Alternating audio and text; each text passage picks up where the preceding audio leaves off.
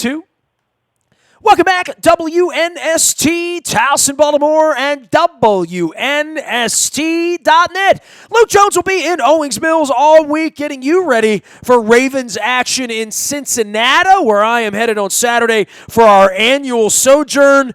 This guy will still be there. He was there when Bruce Coslett and David Schuler were there. He was there before Marvin Lewis, and he's there after Marvin Lewis. Longtime sports columnist, although he doesn't stick to sports, which is why I dig him. He is Enquirer Doc out on Twitter and longtime sports columnist since 1994 at the Cincinnati Enquirer. We welcome Paul Daugherty back on.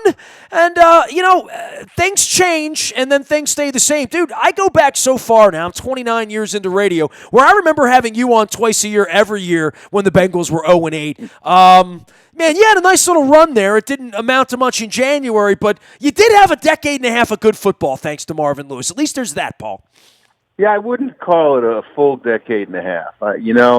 They had 5 years in a row when they made the playoffs and lost in the first round every time. But, yeah, to answer your question, sure. That's like the golden era of Bengals football now. 2011 through 2015, I think. Made the playoffs every year, the golden era. Well, the first Carson Palmer year, right, was the year that he got his leg broken in the Steelers. That was sort of, it was okay to come back to the Bengals after fire Paul Brown and all the 0-8s and the Bruce Cosletts and all the other stuff that you chronicled so well. Paul, I'm familiar with that because you could just change the word Bengals to Orioles and change the word Brown to Angelos, and we have the same story here. Yeah, you're right. You're right about that. And my favorite baseball team is the Pirates, and you could do the same there. Just change Brown to Nutting, and you got it all.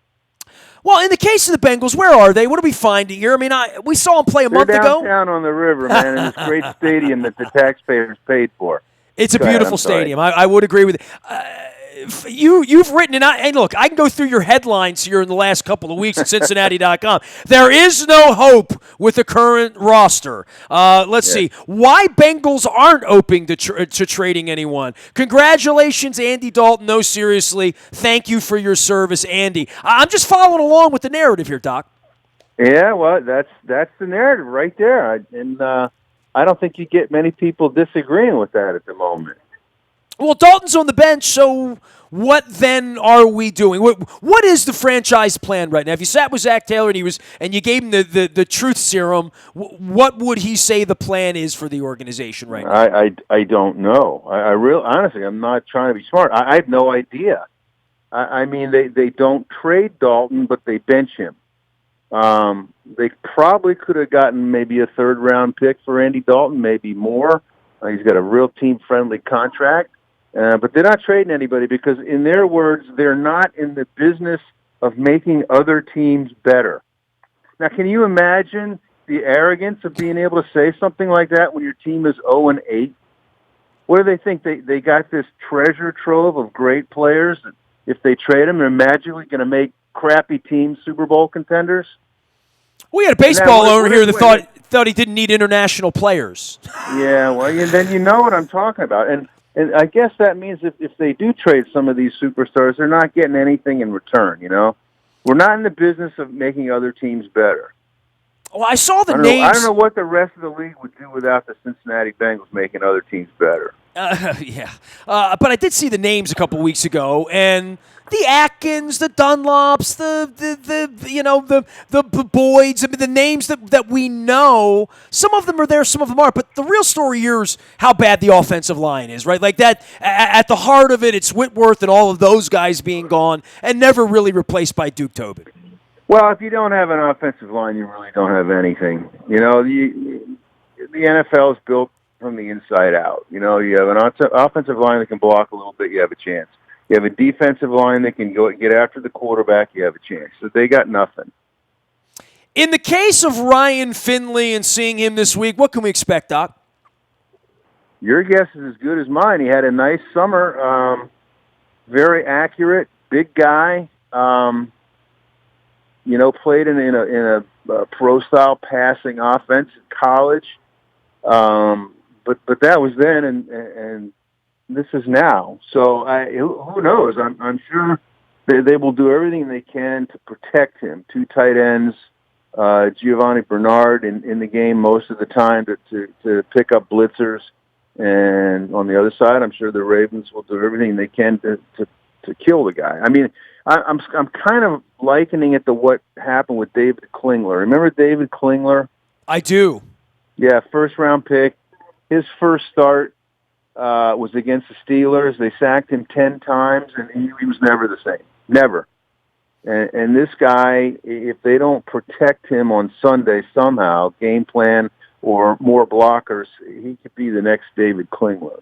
Paul Daugherty is our guest. He's at the Cincinnati Enquirer, where he never sticks to sports. He's Enquirer Doc out on Twitter, and the offer of an uncomplicated life. We're going to talk about some more off the field and off the sports beat stuff here before we get. I don't know how long I can go with this Bengals-Reds motif here. Maybe some Bearcats and mix that in with you.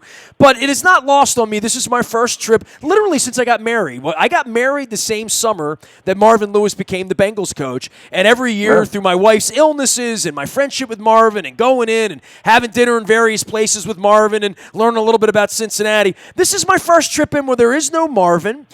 You were there before Marvin, and my friendship with Marvin is sort of famous in these here parts. But what's Marvin's legacy there for having done what nobody else could do, right, which was probably quiet you down for a little while and win some football games and put together something that people believed in a little bit? Whatever that is, that's gone now. And to your point, there is no there anymore. The Brown family now stands alone and doesn't have Marvin. Marvin really forged a different kind of Cincinnati Bengals, and more than anybody, he got along with Mike Brown, right? Like, that's probably the heart of the story, was his relationship with Mike Brown allowed him to survive and at least get some of the stuff that he wanted, right? Well, sure. Marvin did what nobody else before him was able to do, which is convince not just Mike, but the Brown family to allow him to make some personnel calls. And that just didn't happen before Marvin. It's really not happening now. I think Zach Taylor wants everybody to believe that he pulled the string on Andy Dalton, but we don't know that for a fact just because he said it. I have a hard time believing that was his decision. But anyway, yeah, you're right. Marvin's greatest strength here, his greatest achievement was getting Mike Brown to listen to him, and for a while it worked out very well. Paul, for you with the future of the Bengals and number one picks, and where's the stability of the franchise? I mean, I've only gone out there a handful of times in 23 years and not seen those empty green seats, and I agree with you. I love the stadium. It's beautiful. It's downtown. It's well placed. It's easy to get to. I mean, for me, it checks all the boxes, and certainly on some of those Sunday and Monday night games where Joe Flacco and Andy Dalton were shooting them up, and there were good games and good teams and 12 and 13 win teams. You had a little bit of that going on there. What's the future? I mean, I got a baseball team with 23 months left on the lease, and nobody wants to talk about it. And we just had a parade down the street. Football-wise in Cincinnati, I've always felt like if we didn't steal the Browns, we might have stolen the Brown family before it was all over with and before that stadium got built. That stadium's now 30 years old like ours, right? 21. 2000. 21. 2000 okay. It came online, yeah. But they have the lease is up in 2026, and there remains heated discussion here as to what's going to happen after that. If they keep playing the way they're playing now, which they did for 12 years in a row, if they keep playing the next few years the way they are now, the point will become moot, because as much as the county values their presence on the riverfront, and they are the NFL. They may be bad NFL, but they are the NFL, and there's some value in that.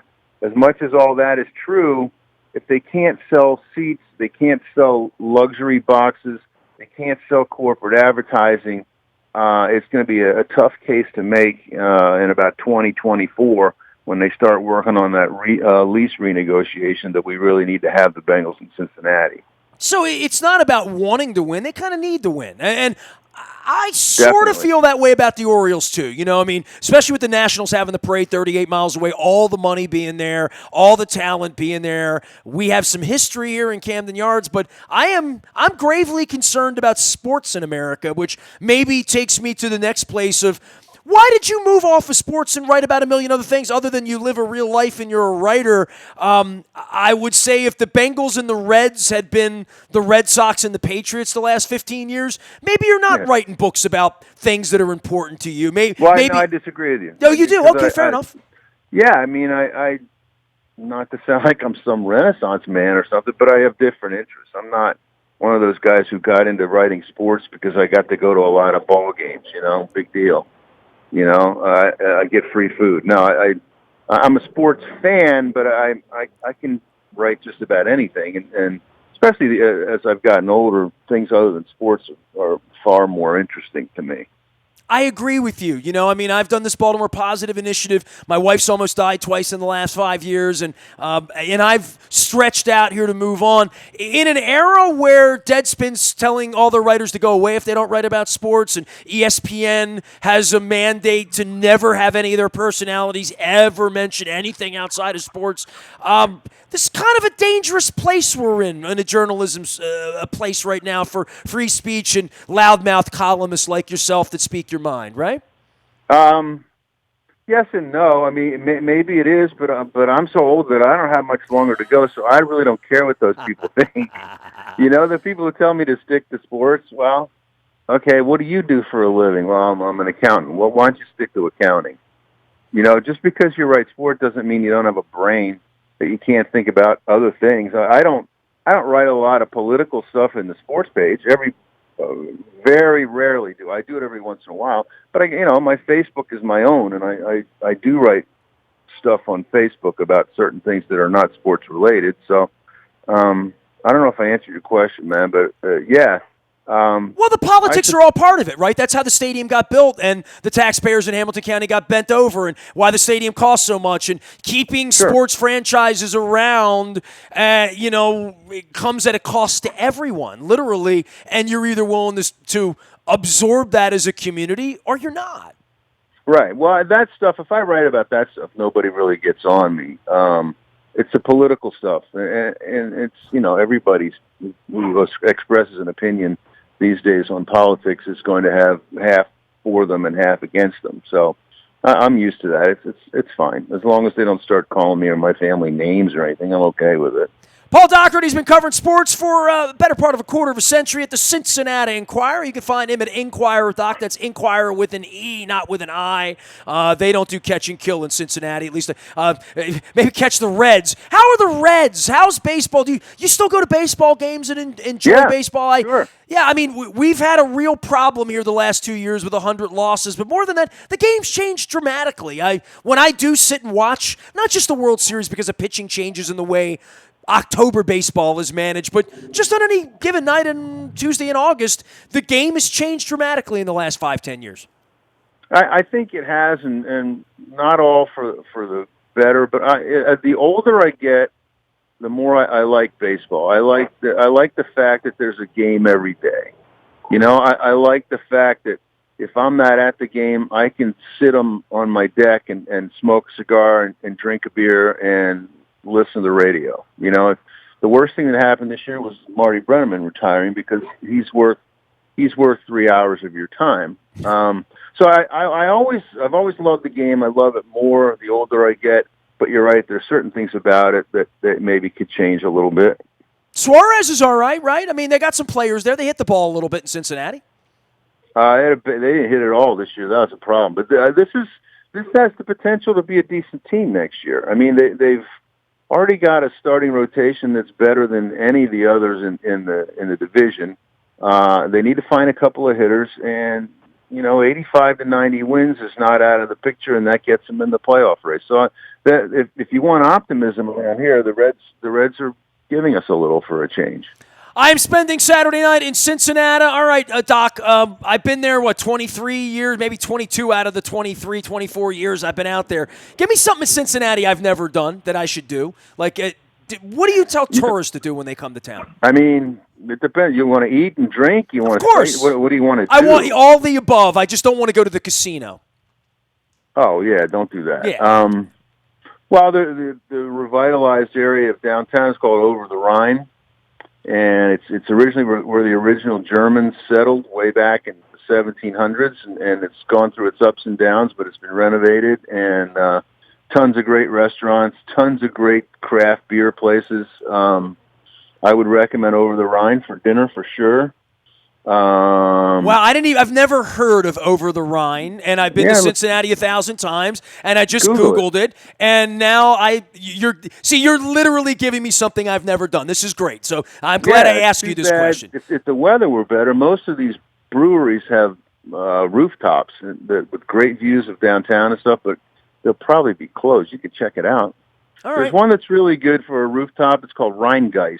You can look it up. Rheingeist. All right. Well, that's all I'm looking for is one tip. I'm only in town Saturday night. Doc, always great to have you on, man. I appreciate your work and your writing and your candor in all things Cincinnati. Keep the flame burning there. We'll see you on Saturday night. Thanks, man, and best to your wife. Thank you very much. Enquirer Doc, the way to find Paul Daugherty of the Cincinnati Enquirer, never sticking to sports, and the author of an amazing story, An Uncomplicated Life, a father's memoir of his exceptional daughter. You can check that out at Enquirer Doc and at the Cincinnati Enquirer. You can find me out of the buyatoyota.com, audio vault 24 hours a day. I mean, you learn this when you have smart people on. You get the locals on. Over the Rhine. How have I been to Cincinnati 25 times and I've never heard of Over the Rhine? And it's like 6 blocks away from like where I usually stay. So that's it. Beer in Cincinnati. It sounds like a perfect marriage on a Saturday night. I am Nestor. Nasty at WNST.net finds me, and we are WNST.net. AM 1570 at WNST Towson, Baltimore. We never stop talking Baltimore sports.